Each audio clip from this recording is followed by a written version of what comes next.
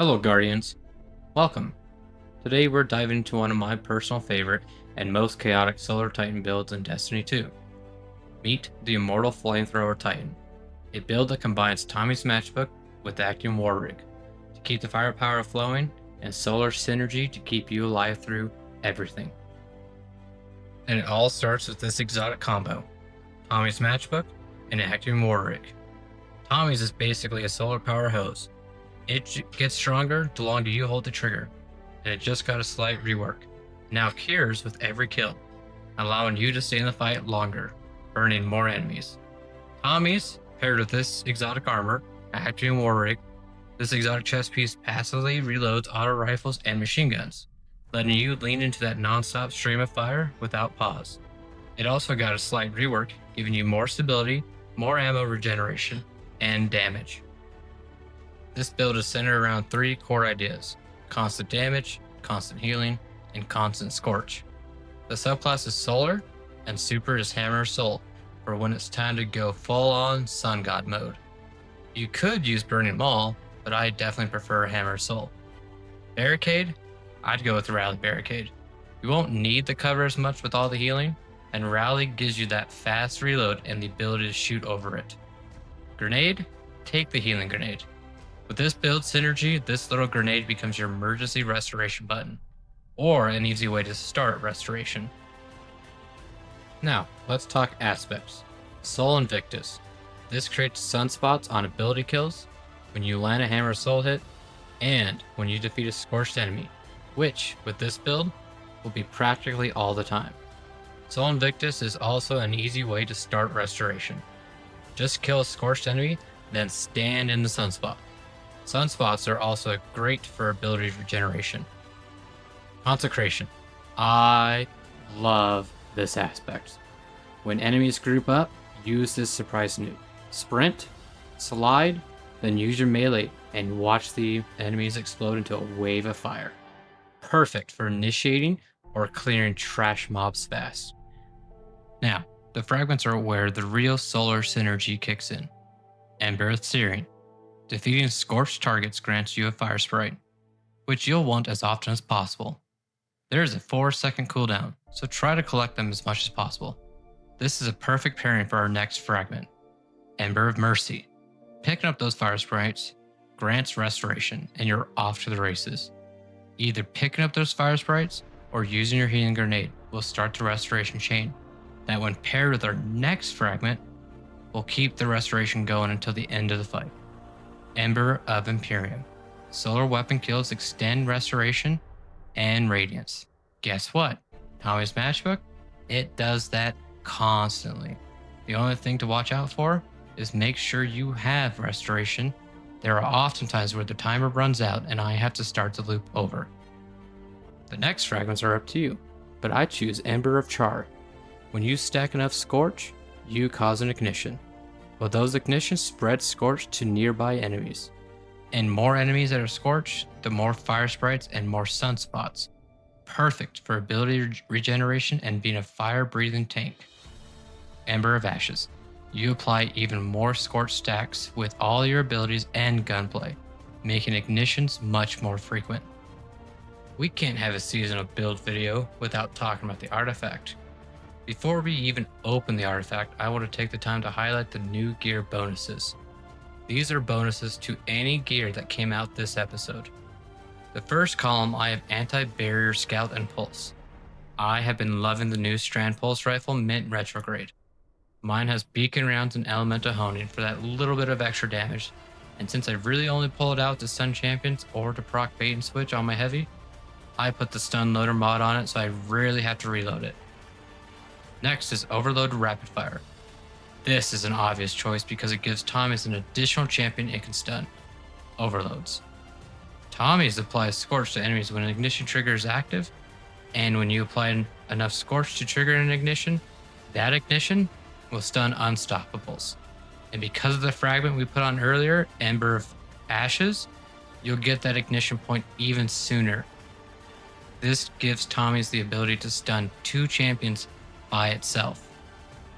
I then threw on Unstoppable sidearms and hand cannons just because I like them, and I need a third option in this column to unlock the next. My next column, I chose Flame, Fiber, and Freeze to combine Solar and Strand into one armor mod. This way, Mint Retrograde can make Orbs of Power as well as Tommy's. The other mod in this column is up to you.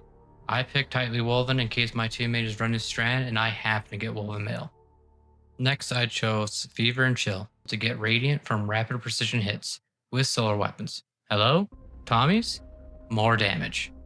Then Refresh Threads. So when I pick up elemental pickups, aka those fire sprites, energy is given to my least charge ability. My fourth column, I have Elemental Daze. This is the perk that applies massive amounts of damage to champions when they get stunned. This and Tommy's does crazy amounts of damage. Not as much as Devil's Ruins to Unstops though. Elemental Coalescence. Defeating targets has a chance to create an additional fire sprite, which we already discussed how important that is. The third one is up to you. However, I would recommend Cauterized Darkness if someone on your fire team is running Stasis or Strand.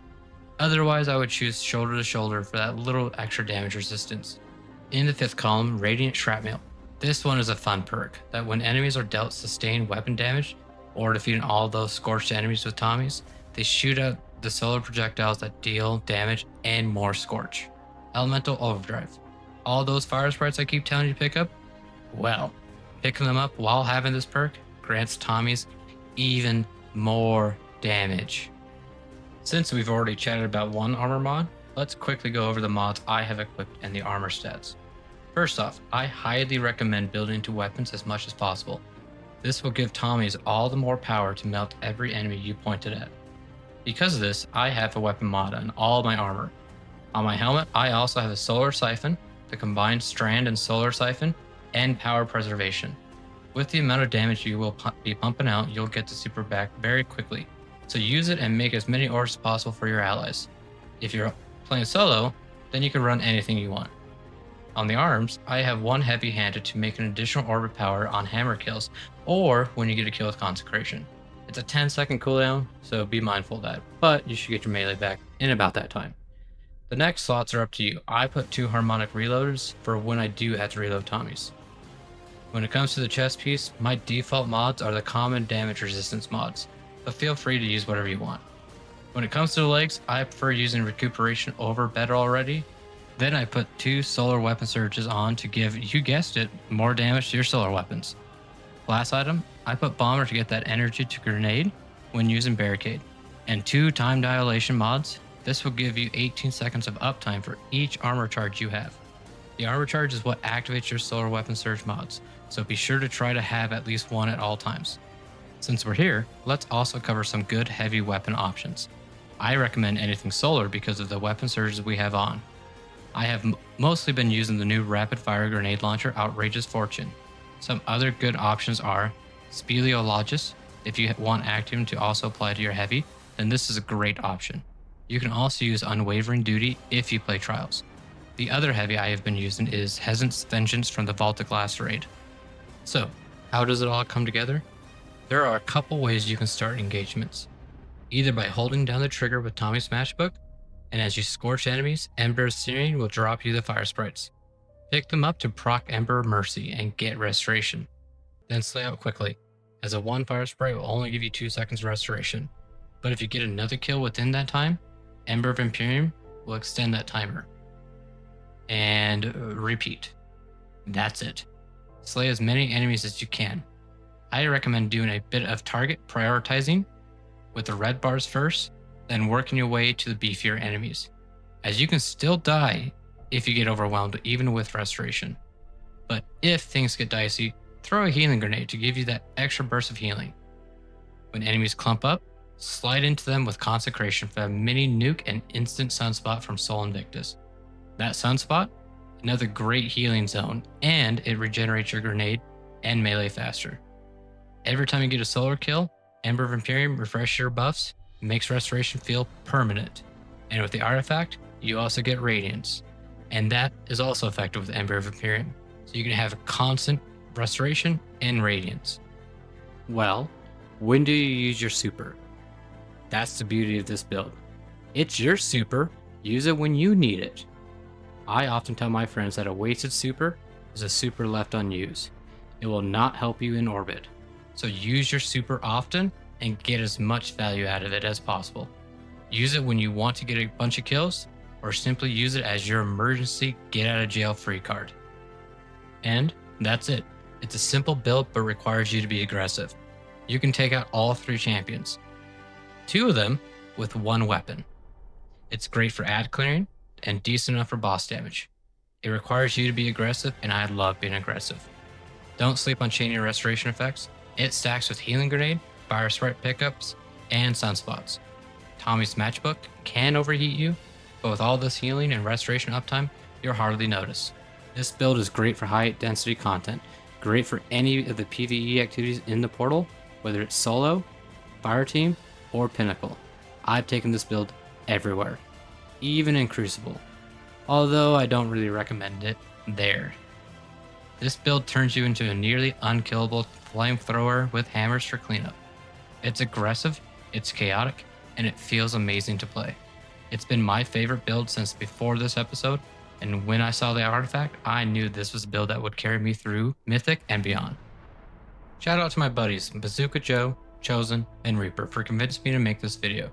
Thank you guys, and thank you. If you made it to the end of this video, and if you enjoyed this build, let me know by dropping a like, and let me know in the comments what build you have been running. Stay radiant out there, Guardians.